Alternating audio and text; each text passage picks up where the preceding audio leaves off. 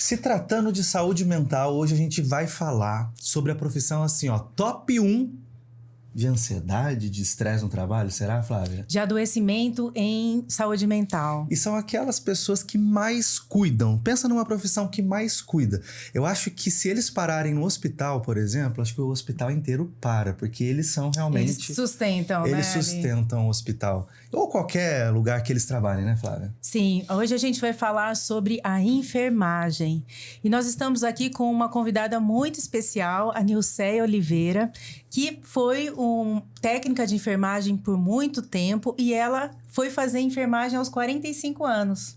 Hoje ela já é até aposentada, está com 63 anos e ela veio falar com a gente aqui com toda a bagagem e experiência dela. E ela trabalha, ela atua até hoje no centro cirúrgico.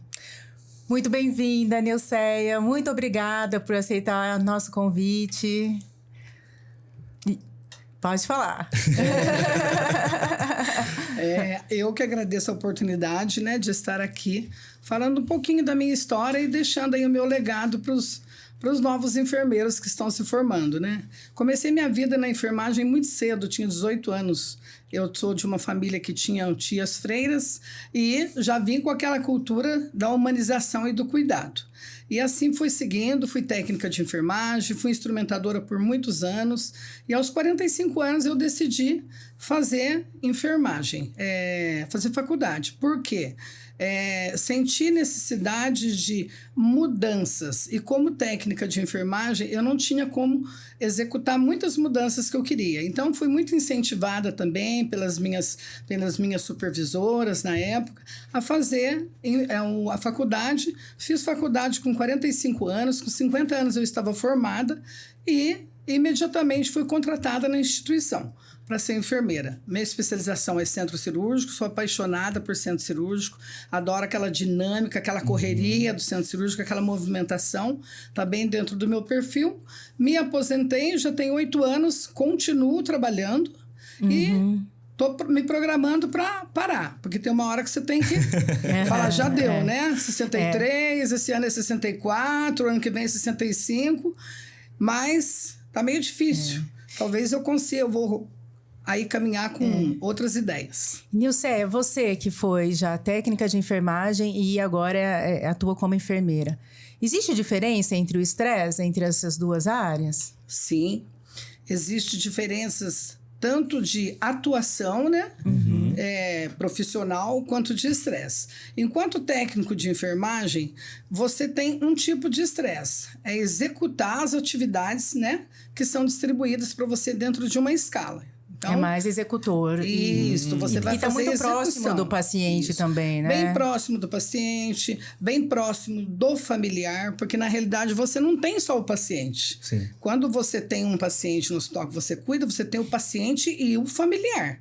Sim. E às vezes você se depara com familiares de alta demanda, sabe? Sim. E isso é um serviço, muito desgastante para as pessoas que estão cuidando. Talvez esse contato mais íntimo com o paciente, com a dor e com o sofrimento aí do paciente. Sim. Talvez o técnico de enfermagem, ele precisa ter ele uma é o que tem, né, sim, contato maior. E precisa ter né? uma dinâmica também para saber conversar. Sim, uma dinâmica, você precisa de ter uma saúde, né, tanto física quanto mental, porque você o tempo todo está lidando ali com banhos, com mudanças de posicionamento, e isso tudo, se você não tem uma saúde boa física, acarreta, além do mental, também dores, né, dores articulares, problemas de coluna, e aí por aí adiante vai sendo acumulativo tudo que você vive. E acho que também é um lugar onde é uma esponja, né? Que, na verdade, acaba absorvendo tudo e acaba sendo o ponto de queixas, né? Acho que a primeira pessoa que todo mundo vai se queixar num hospital onde tá sofrendo, onde tá tendo dor, é com o técnico lá, né? Que tá mais próximo. É a primeira pessoa que tem o contato imediato com o paciente. Então, a função do técnico ficaria mais na execução. A função do enfermeiro fica na na gestão, né? No gerenciamento, criar estratégias para que tudo aconteça de forma segura para o paciente naquele dia. É o dia a dia. É o maestro da... Isso, você tem que viver o dia a dia. O estresse seria mais a responsabilidade mesmo, né? De fazer o negócio acontecer bem feito. O estresse do enfermeiro, ele acaba sendo maior que o do técnico, se você for colocar numa porcentagem, porque o técnico, ele tem somente aquela função para fazer. Ele vai cuidar daquele paciente, dar os cuidados integral para aquele paciente. O enfermeiro, ele vai cuidar da equipe médica, de todos os insumos que precisa para que aconteça o dia dele no centro cirúrgico, vai cuidar de metas, indicadores. Então, é um gerenciamento mais global dentro do próprio setor. Então, o estresse do enfermeiro, ele é maior. Eu acho que a maioria das pessoas, né, não tem noção de quanta coisa que o enfermeiro carrega, né, de responsabilidade. É o CPF dele ali de... não tem noção do quanto que você vai trabalhar para que aconteça uma cirurgia. Eu não estou nem falando de mais cirurgias, porque é uma responsabilidade que você tem que conferir tudo que precisa para aquela cirurgia e distribuir no dia para que tudo aconteça da melhor forma, com segurança. Porque hoje os protocolos de segurança, eles cobram muito. Eles são os nossos norteadores, Uma coisinha que você esquece na cirurgia pode ser fatal até. Exatamente. Um material que você não conferiu adequadamente, ele pode cancelar uma cirurgia de um paciente que foi preparado antecipadamente para aquele momento. Nilceia, e em relação ao reconhecimento? A gente está falando de uma responsabilidade tão grande, né? De atividades assim de extrema importância. Você acha que o enfermeiro ele tem um reconhecimento tanto dos pacientes quanto até da questão do sistema hospitalar? Até porque tem muitos profissionais que às vezes não fazem plantão apenas em uma instituição, né? Acabam... Vamos por parte, tá? Falando da valorização do profissional, né, da saúde, hoje a gente já está aí, né, com a Constituição, que já fechou uma emenda, né, do PEC 19/2024, para adequação do salário, do piso salarial dos profissionais, porque não são todas as instituições que pagam piso salarial. Então, já aí, essa é a primeira valorização do enfermeiro. E já estão lutando para 30 horas, né? Que é o 5x2. Porque hoje as escalas são ou 12x36, ou 8 horas, ou 36 horas, né? Que é o 6x1. Estão aí em luta no Congresso. Vamos ver se as mobilizações vão mudar a escala. Essa escala está sendo mudada para que diminua o estresse e o adoecimento do profissional de saúde.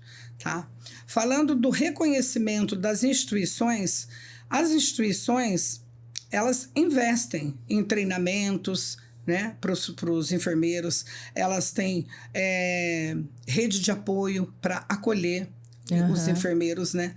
Tem psicólogos para que a gente possa estar, né, conversando, até falando dos nossos anseios, das nossas angústias, né, das nossas frustrações. E muitos treinamentos. Recentemente fiz um treinamento bárbaro de ultrassom para avaliar cateterismo vesical, sabe? Necessidade de passar sondas no paciente pós-cirúrgico. E foi bárbaro, porque você vê o quanto que o enfermeiro se tornou inovador, né? O enfermeiro fazendo um ultrassom, isso é qualidade de atendimento para o paciente. Então, existe investimento, reconhecimento, né, dos enfermeiros. Pelo menos nas instituições que eu trabalhei, eu vivi. O meu trabalho foi reconhecido. E assim, você vê que foi uma sorte você ter trabalhado numa instituição assim? Ou você vê que no Brasil, por exemplo, o profissional, né, ele acaba... Porque assim, eu estava conversando com a Nilceia agora antes, e assim, eu acho que ela acaba sendo exceção, assim, de muitas coisas, né? Ela ainda, né, tá com 63 anos, ela já se aposentou e ela continua ainda com muita força, muito vigor e muito amor e muito interesse.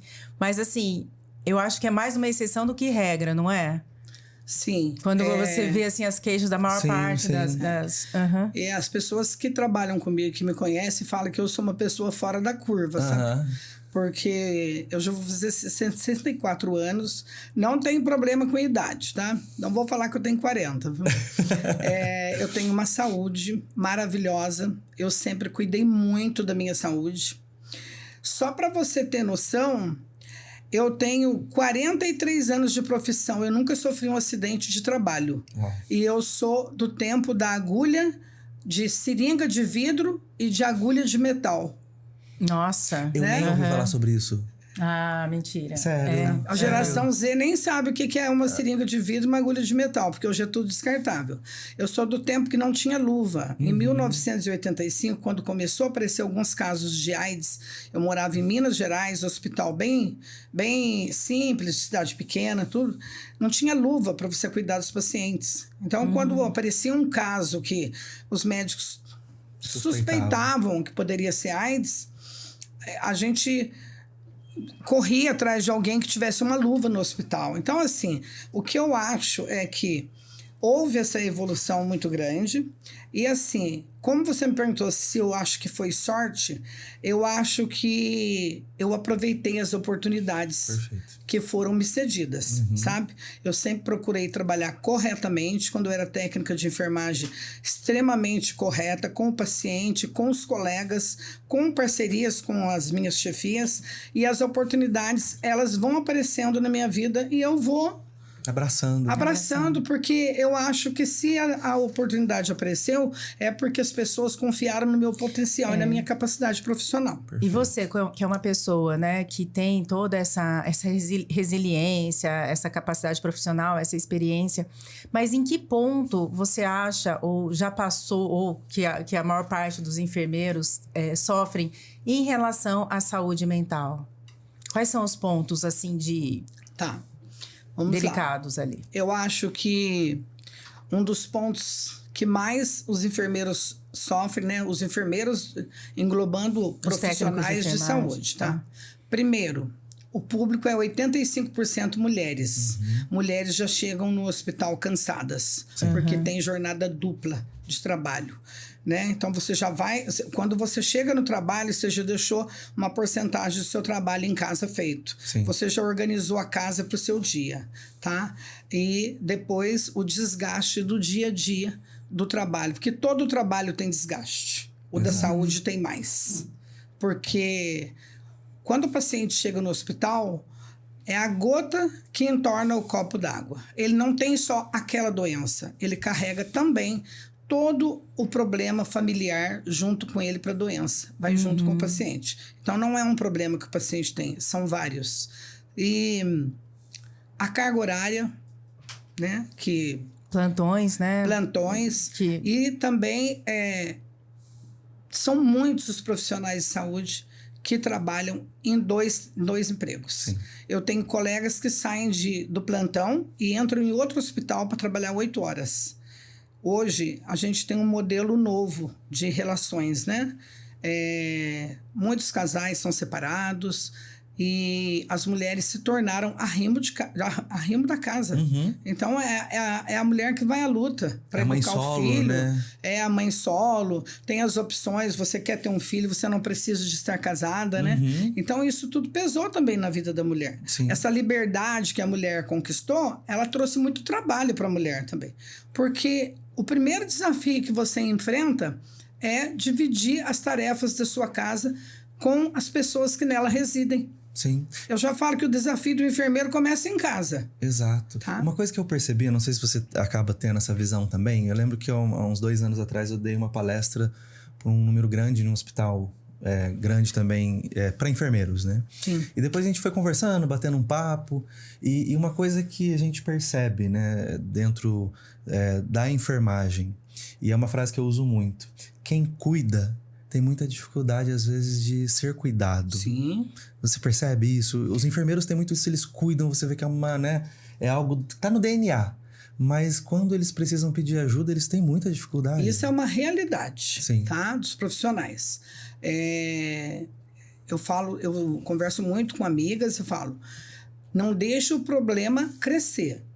Se viu que não vai dar conta, procure ajuda.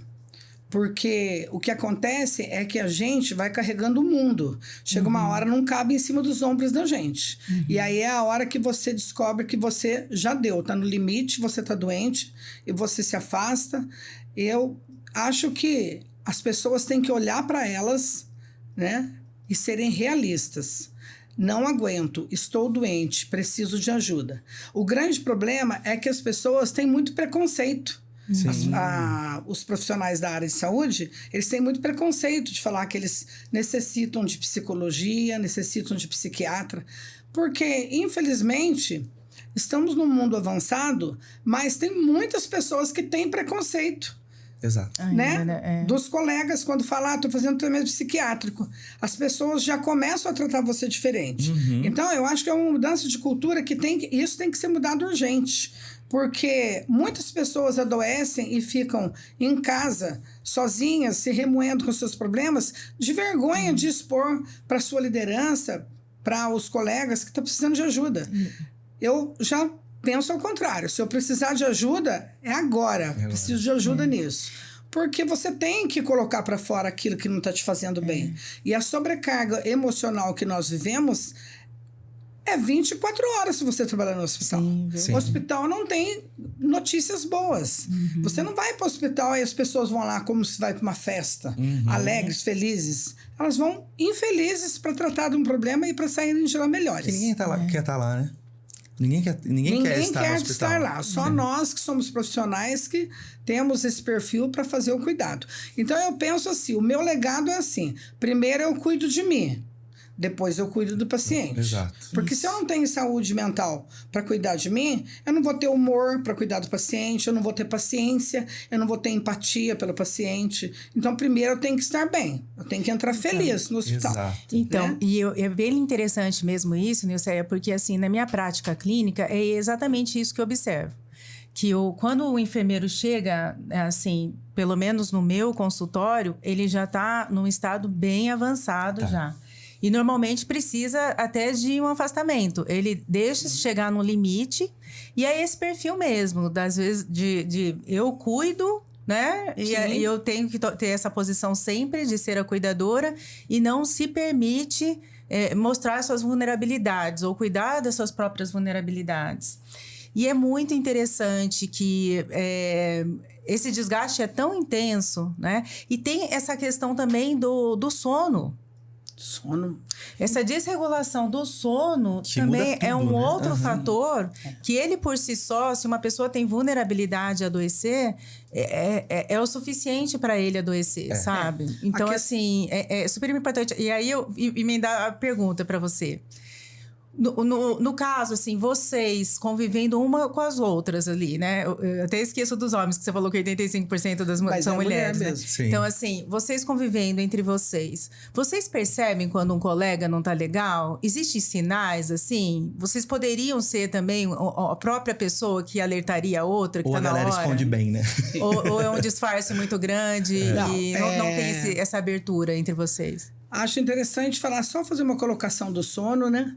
O sono reparador, quem trabalha em escala noturna, ela não tem mais o sono reparador, né? O sono reparador, o sono noturno, que é para o seu organismo se preparar, né? Liberar hormônios para no outro dia você acordar bem para trabalhar.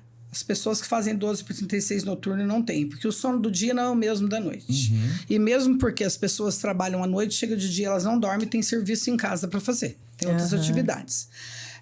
Com relação à percepção de colegas, eu sou uma pessoa que, se eu perceber, eu já percebi colaboradores da minha equipe que não estavam bens, e eu chamei o colaborador, né, para conversar diante das atitudes ali percebidas e outras pessoas também, ficou muito perceptível durante o momento do trabalho. E eu mesma indiquei psicólogo da instituição para o colaborador procurar ajuda, sabe? Sim. A gente percebe. Sim. sabe? Tem pessoas que são perceptíveis e muitas vezes quando você tem uma intimidade, né? Porque você não tem intimidade com todos os seus colegas de trabalho, né? Você tem uma relação boa, uma interação, mas você não tem intimidade para invadir, né? Mas às vezes como gestora você tem talvez como gestora você tem acesso, mais, né? Isso, tem um acesso, você pode conversar com o colaborador de uma forma que ele não se sinta ofendido, né? Sim, porque às vezes julgado, achar que ele não está trabalhando corretamente, tudo isso pode passar porque na cabeça do colaborador, isso, né? Mas você tem caminhos, né? Você se direciona de uma outra forma. O problema é que muitas vezes quando você fala até com colegas, o problema é o não aceitar das pessoas ou o protela. Eu vou procurar uma terapeuta. Eu vou procurar uma psicóloga. Eu marquei um psiquiatra. Mas não acontece. E talvez o segredo aí seu, né, de tanta resiliência, de tanto tempo de trabalho, seja exatamente aquilo que você falou. Eu sempre me priorizo, eu sempre estou cuidando primeiro de mim para depois dos outros. E às vezes essa protelação que às vezes as pessoas fazem de procurar são aquela dinâmica mesmo daquela pessoa que sempre está cuidando do outro e se deixa por último, né? Sim. E quando está por último, realmente é porque esgotaram as possibilidades. E já não tem mais condições. É uma doença que você se afasta, né? Você se afasta do convívio social do trabalho, porque o convívio social do trabalho ele também faz bem pra gente. Sim, né? Você estar no trabalho, conviver com os colegas, tem momentos que você se estressa, com certeza. Sim. Porque a gente não vive num paraíso, né? O desafio da gente é todos os dias saber como você vai viver aquele dia da melhor forma. Exato. Estresse vai passar. Mas como que eu lido com o meu estresse no dia a dia? Eu já sei o meu estresse que eu vou passar. De que maneira que eu vou lidar com aquele meu estresse? Sim. Eu sempre vou procurar um caminho para minimizar aquele estresse. E não para acrescentar, né? Exato. Porque senão vai piorar. E uma coisa que eu acho bem interessante também, eu sei que foge do hospital, mas quando a gente fala de enfermagem, a gente tem um leque gigante, né? Por exemplo, eu tenho pacientes que são cuidadores, né? Tanto em casa de repouso ou quanto particulares. Eu já tive paciente que organizava postinhos de saúde de cidade. BS, né? Exato. BS. E acabavam lidando também com situações de vulnerabilidade social, como violência doméstica, violência infantil. E o quanto isso pesava para ela também, de às vezes se sentir amarrada numa situação, ou de depender de outros profissionais, ou de rede de apoio. E às vezes até em determinados hospitais, onde a vulnerabilidade social também aparece, né? E às vezes se sente até amarrados, né, por não poder fazer nada, né? Muitas traziam, né, eu tinha uma paciente que trazia muito esse sentimento de impotência diante de algumas situações. Quando a gente fala de violência, de pacientes que trazem problemas de violência doméstica, violência sexual, né?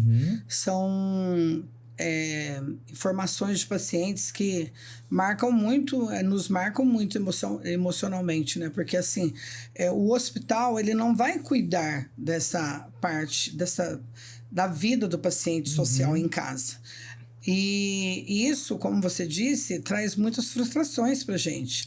Você saber que você cuida de um paciente no hospital, ele tem a melhora daquele quadro físico, qual o motivo que ele foi internado. Mas você saber que ele volta para um lar que é violento, principalmente crianças, né? Acho que a criança mexe muito com a gente, né? Sim. As crianças são tão indefesas, né? Exato. Idosos que sofrem maus tratos. Mas eu falo para você, o hospital é um lugar que você tem que perceber esse tipo de situação que o paciente vive em casa. E se você percebe, você tem liberdade de pedir visitas da assistente social, tem liberdade de pedir apoio para os órgãos que possam fazer visitação na casa, UBSs podem acompanhar, né? Isso é comum? Ou não é muito comum? Não é comum todos os dias, mas tem muitos casos, tá. sabe? Violência doméstica hoje está nas redes sociais, né? Né? A mulher está sofrendo muita violência, né? E não deveria, né? Porque diz que o mundo mudou tanto, né? As pessoas evoluíram, né? E crianças, abuso sexual. E existe uma diferença muito grande, assim, pelo que você conversa, ou pela sua experiência, por exemplo, em hospitais que são particulares, hospitais que já atendem SUS, tem uma diferença, assim, desses casos, ou até do próprio estresse, do desgaste, né, do profissional? A diferença, em todos os hospitais, área de saúde tem estresse. Sim. A diferença entre você trabalhar em atendimento em hospital público e hospital particular é que o hospital particular ele tem uma demanda grande, mas ele não atende porta aberta. Sim. Ele só atende é mais selecionado. o que está. Sim. Se você trabalha num hospital de porta aberta, a demanda é muito grande. Você não consegue controlar a demanda, porque você faz um atendimento de emergências, é o que está vindo, é o que está chegando. É o dia, Sim. é o dia a dia, né? É o dia a dia. Hoje tivemos 200 emergências, amanhã teve uma. Então, não tem como você fazer essa medição. Então, eu acho que o hospital público, como ele tem uma demanda maior, ele é mais pesado. Sim. Se você pudesse classificar, assim, quais áreas dentro da enfermagem são as áreas mais pesadas, mais carregadas, assim, em questões emocionais? Os tops, né, assim. Quais áreas mais pesadas? Acho que emergência é uma área pesada, né? Recebe muito acidente, né? Tem muito. E eu acho que o enfermeiro fica sob alerta o tempo todo, né? Alerta o tempo todo, exatamente. Essa questão de lidar com a morte todo dia também na emergência é um peso também? É um peso, principalmente quando as pessoas são muito jovens, quando tem criança, né? É um peso emocional, sabe? Um jovem sofreu um acidente de moto, ou seja, qual outro acidente, e você vê que um jovem que tinha uma vida toda pela frente, né? E via a Isso família peso, toda dilacerada ali, né? Pior, e mais assim, eu acho que para a mulher é mais peso ainda, porque cada pessoa que você atende, se é um jovem que acontece um óbito, no mesmo momento você pensa, poxa vida, né? Tenho um filho da mesma idade, né? Então, acho que para a mulher tem um peso da maternidade, sabe? De você fazer esse comparativo, sabe? Poxa vida, tem um filho dessa idade, né? Que triste você ter que falar para um familiar que não está esperando, né? A notícia. Que você não está esperando. O acidente, ele é inesperado na vida das pessoas, né? Então, tem um peso. Eu acho que quem a porta de emergências... A UTI também deve ser, né? UTI é um peso, mas já é um peso diferente. É um peso em que você...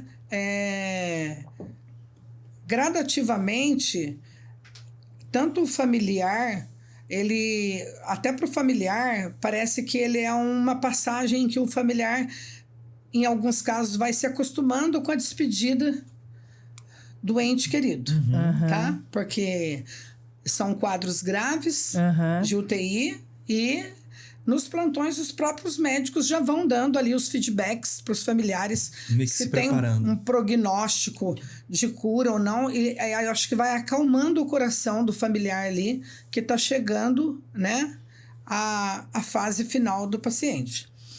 Para o enfermeiro também, porque lida com pacientes graves, né, com perdas também, né? Eu acho que são setores pesados. Pode falar. Posso perguntar? Pode, claro. Agora sim, porque a gente estava conversando em relação a choques de gerações. Sim. Né? Que assim, a geração mais nova, agora a geração Z, tem tido uma dificuldade maior para se adequar, né? na profissão da enfermagem. É isso? Geração Z. Então, geração Z é uma geração assim que está muito conectada na tecnologia, né? E eu acho que está fugindo da realidade, né? Fica só na tecnologia. Não tem... A impressão que temos é que não tem empatia. Porque só fica na tecnologia. E não tem vivência com cuidado também, né? E assim, é uma geração que muitas vezes não está aprendendo a cuidar. Porque o cuidado, ele começa dentro de casa. Você aprende em casa a cuidar. Cuidar do avô, cuidar do pai, cuidar da mãe, né? A geração Z não está tendo mais esse aprendizado. É novo modelo de família, os pais todos trabalham, os filhos hoje ficam em escolas, acho que é bom, escola é para educar mesmo a criança. Mas não só a escola. Não só a escola, né? Eu acho que convivência familiar é a base. Você tem que ensinar princípios éticos para os filhos. E essa era de tecnologia, as pessoas não... Tudo é o celular. Eles vivem o dia Uma inteiro. geração talvez mais distante, mais fria, mais indiferente. Não tem uma vivência, né? Talvez de cuidado, de... Vivência de contato, de né? contato. Não tem vivência de contato. E é uma área, né? Enfermagem, técnica de enfermagem, que é imprescindível, né? E o que fica difícil? Porque, assim, imagina eu tenho 63 anos. Eu trabalhar com um jovem da geração Z, ele vai achar que eu sou uma chata, né? Porque eu tô falando de princípios. E eu vou achar que ele não quer nada com nada. Não tá afim de o aprendizado ali que está sendo oferecido. E também eles não têm persistência no trabalho.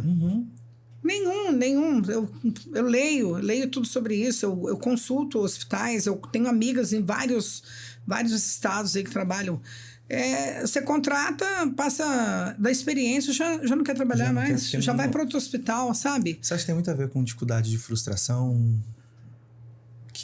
Não. Eu acho que tem com dificuldade de enfrentamento mesmo, dos desafios diários. Porque talvez porque não tenha maturidade para enfrentar os desafios, porque acha que não vai dar conta, entendeu? Ou acha que tem muito trabalho e vai procurar outro lugar que tenha menos trabalho, uma outra tipo de trabalho que se adequa, né? Sim. Mas assim, pulam muito de emprego, sabe? Não tem pessoas que estão longe assim. Tem 20 anos no meu trabalho. Entendeu? A pessoa fala, nossa, como que consegue ficar 20 anos no trabalho?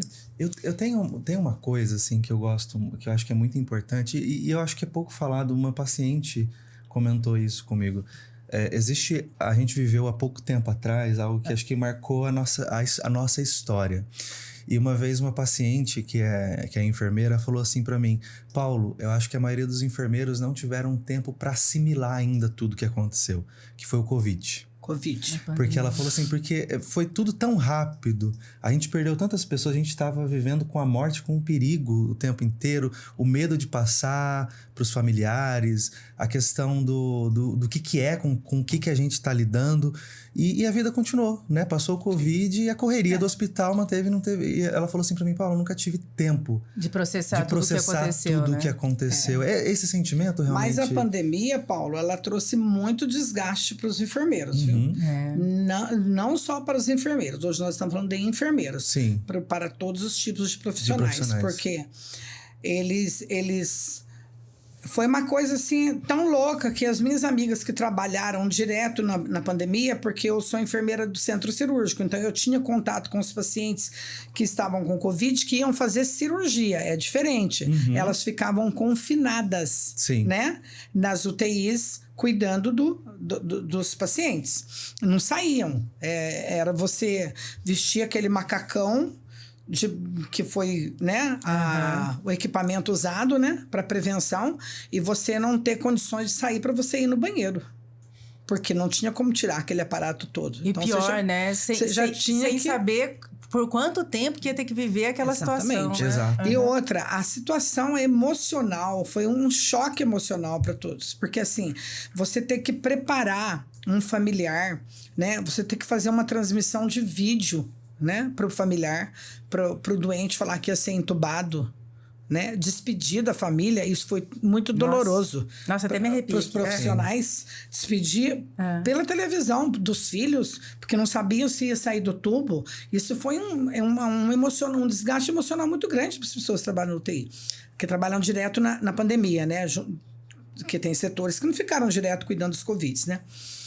Mas eu acho que ninguém mais foi a mesma pessoa depois da pandemia.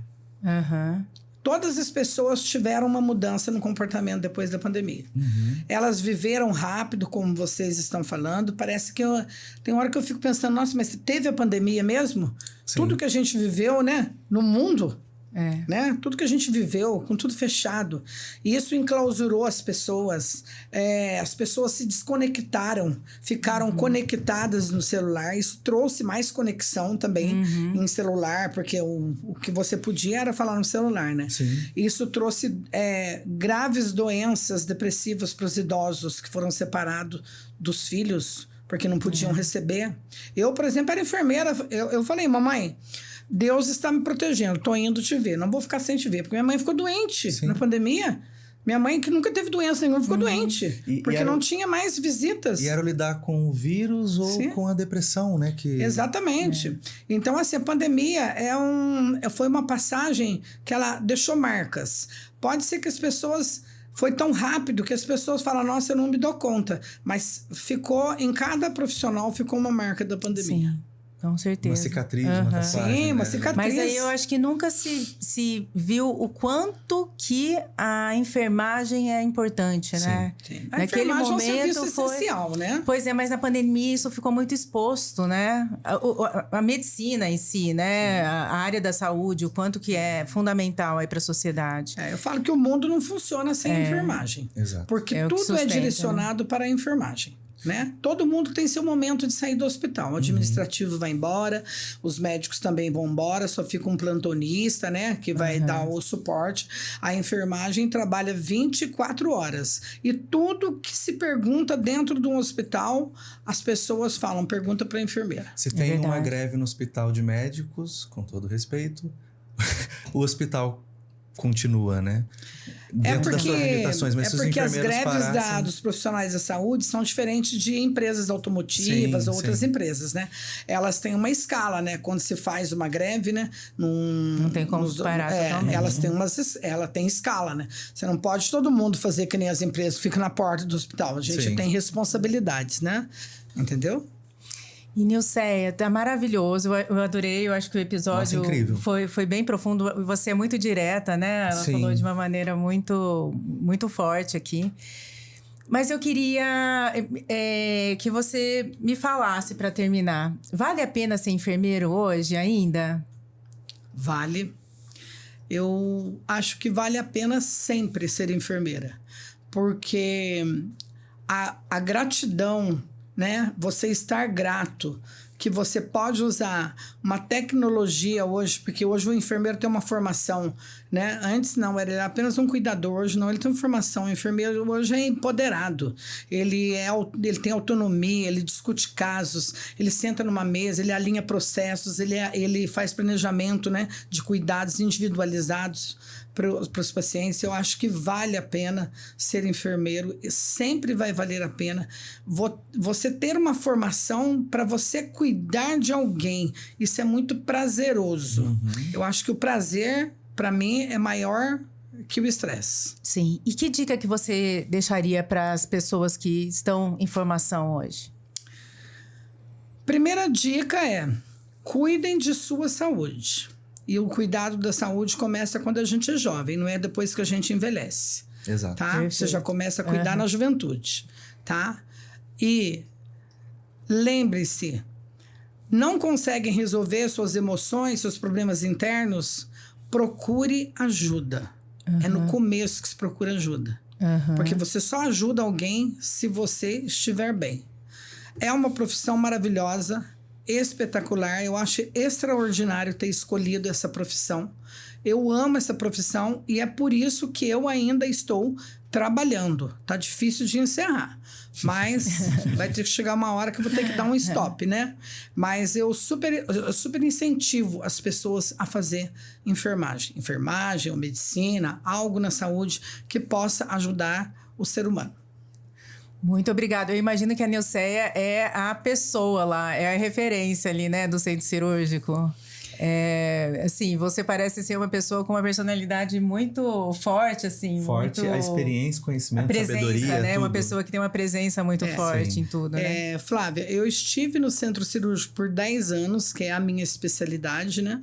E atualmente eu faço parte da linha cirúrgica da instituição. Estou tentando montar uma linha cirúrgica, né? Dentro dos processos, protocolos de segurança. E a minha ligação com o centro cirúrgico, eu saí de lá, mas eu continuo lá. Porque tudo o que acontece lá, eu estou envolvida. E eu acho fantástico, porque eu fui técnica de enfermagem nesse centro cirúrgico 6 anos. E assim que eu me formei, eu fui convidada para ser a gestora do lugar onde eu era técnica. Então, eu acho isso maravilhoso, porque eu consegui fazer essa transição de técnica para enfermeira, que é a transição da liderança, né? Eu sabia tudo que era da parte técnica. Eu achei maravilhoso essa oportunidade, eu achei maravilhoso interagir com uma equipe e eu aprendi muito com a equipe de enfermagem.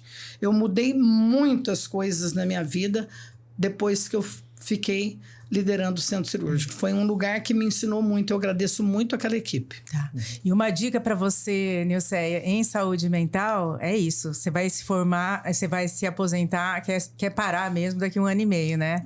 Pretendo, né? E você com esse vigor, com essa conexão que você tem tão forte com a profissão, né? Começa a fazer a psicoterapia já para conseguir se aposentar, né? Sem sofrer tanto, na verdade. E tem outra coisa.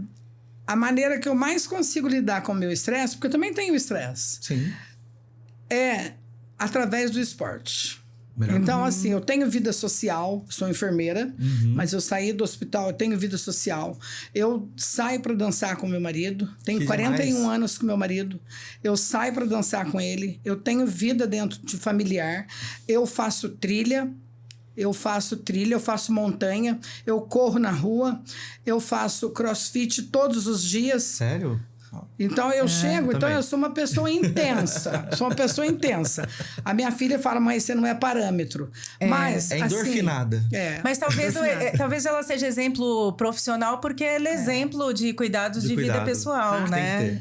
Assim, eu acho que as pessoas não podem ficar reclamando que não tem tempo para cuidar da saúde. Elas têm que achar um tempo. É primordial, então, né? Primordial para mim, o que é primordial para mim? Fazer minha academia. Nem que for 2 vezes por semana. Mas eu faço todos os dias. Sim. Porque eu tenho tempo para fazer todos os dias. Mas o que eu vejo muito nos profissionais é assim... não tenho tempo para fazer isso. Não tenho tempo para fazer aquilo. E vai se administra o seu tempo. Perfeito. Você tem que ter pelo menos 1 hora para você fazer alguma coisa para você. Perfeito. Tá? Eu tenho que tirar 1 hora. Eu quero fazer um tratamento de beleza. Eu vou lá, vou sentar lá. É a minha hora. Porque se você não arruma tempo para você, você não vai acabar não arrumando tempo para cuidar dos outros. Perfeito. Tá bom? Perfeito. Muito obrigada mesmo. Onde a gente te encontra? Qual que é o seu Instagram? Meu Instagram é Nilceia Oli. @Nilceia Oli. Tá joia, obrigada. O meu é doutora Flávia Sano. E o meu é @psipaulo_siqueira. Gente, é muito importante que a gente gosta de se sentir juntinho com você. Então não esquece de comentar o que você achou desse episódio, se você conhece alguém que trabalha na área da enfermagem, se você mesmo não é uma enfermeira ou um enfermeiro que trabalha nessa linha de frente da saúde. Também não esquece de seguir a gente, @surtadamentepodcast, tanto no TikTok quanto no Instagram. E o que é muito importante também, não esquece de curtir aqui o nosso canal, de seguir a gente e apertar o sininho, porque senão o YouTube não vai entregar os nossos vídeos para você. A gente vai lançar um vídeo novo toda quinta-feira às 18 horas e você nem vai perceber, né, Flávia? Exatamente. Toda quinta-feira um episódio inédito a partir das 18 horas. E eu adorei esse episódio. Comenta aí se você adorou também. E compartilha com alguém. Gente, ó, muito beijo pra vocês. Muito obrigada, Nilceia. Muito obrigada. Eu que agradeço. Até semana que vem, gente. Tchau, tchau. Tchau.